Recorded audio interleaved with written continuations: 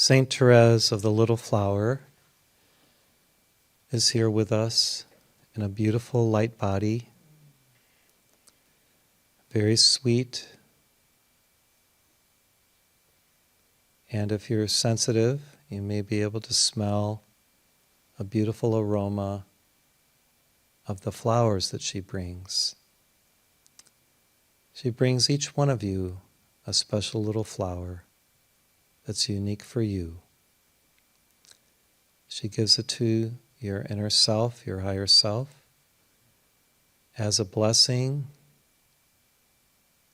a gift from her heart. And it represents the sweet things of life, the gentle kindnesses that you share, the little investments that you provide in helping others, those things which are unseen by the world, yet are seen by God and God's angels that you do. The gestures, the kindnesses, the smiles, the gentle laughter, the offering of your heart in some childlike and yet profound way, because what truly is profound? Yet those things that originate from love. Every time you give from your heart, in the heaven world, there is the budding of a rose from your heart. And every time you give and give and give, that rose grows. Its aroma is magnified. And the essence of your heart is magnified through your givingnesses, your kindnesses, your sweet thoughts, feelings about and for others, your prayers for them, the sendings of light to those who are having troubles, problems, illnesses, accidents, for the light beams that go forth from your mind, your third eye, your heart, your hands, your will, are activities that are carried on angel beams and light waves. They are graces. They are beatitudes because of your beautiful attitude. So a beatitude can be an attitude of beingness. It can also be a beautiful attitude. So she encourages us to have beautiful attitudes throughout our lives. And it's the hidden things that are kept secret in our own hearts of how we commune with God and the heavenly beings, how we commune with our own higher self, how we commune with each other. And we can communicate telepathically. How do we do that?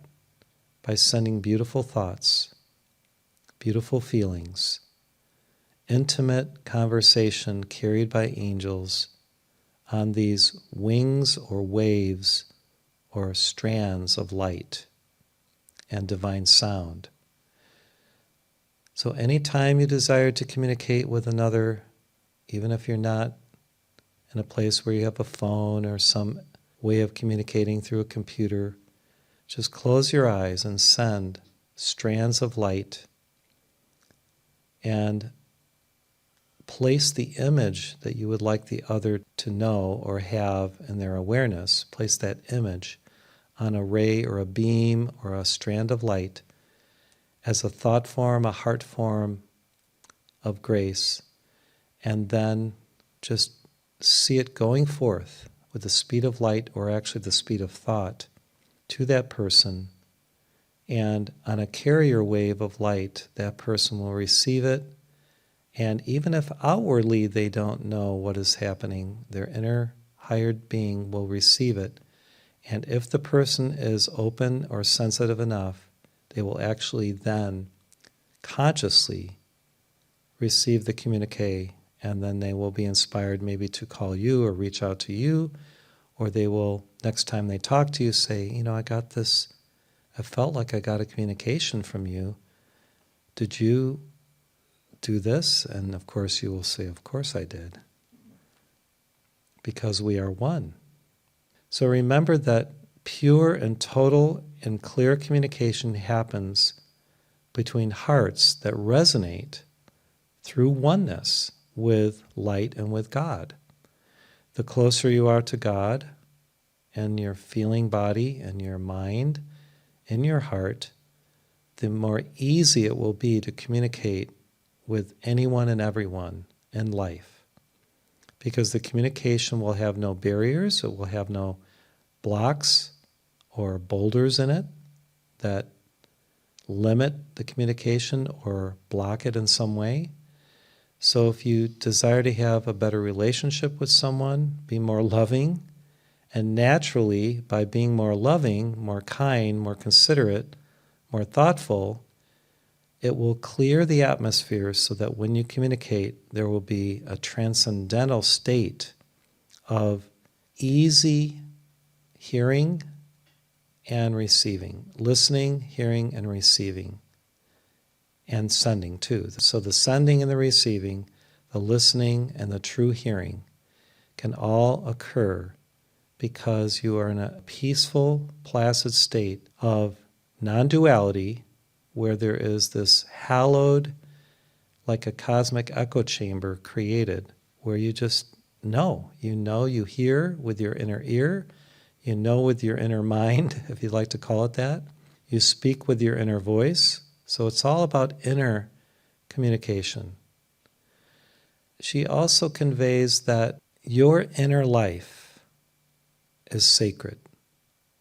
What you do in secret between you and God, the God within you, the God of the universe, is your inner life, what you do in secret. And no one has to know certain things, because some things are too sacred to communicate outwardly.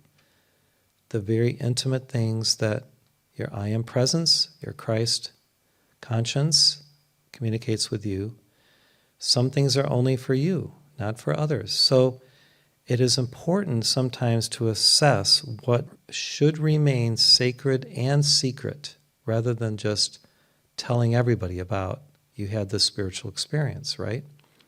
In some circles, and in fact, in monasteries of the past, people were not allowed to communicate about their inner experiences. And sometimes it took a mother superior or an abbot or whatever to tell the initiates or the disciples to write down things, because when the leader observed that someone was very special and having a deep, intimate form of communication, they would say, write them down. And this is what happened with Saint Therese.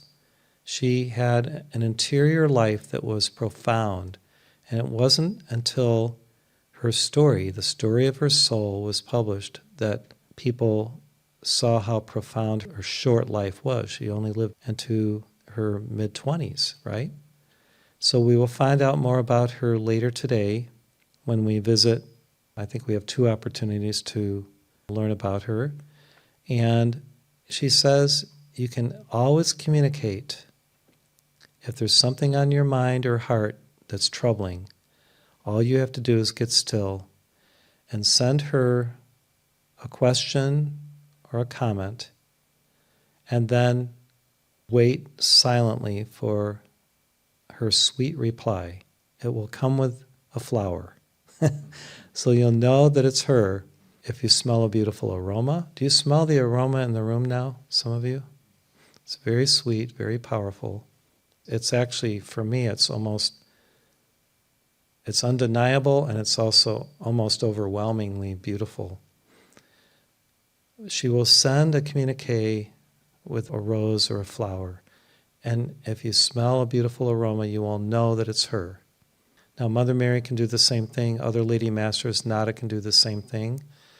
I was out yesterday somewhere, and suddenly this amazing aroma was just profound. And I looked around, and where are the flowers? There were no flowers or trees around. I knew it was a divine being. This happens a lot with me, because for some reason, in addition to the clairaudience, occasionally, not all the time, have a gift of smelling these beautiful smells. So don't discount them.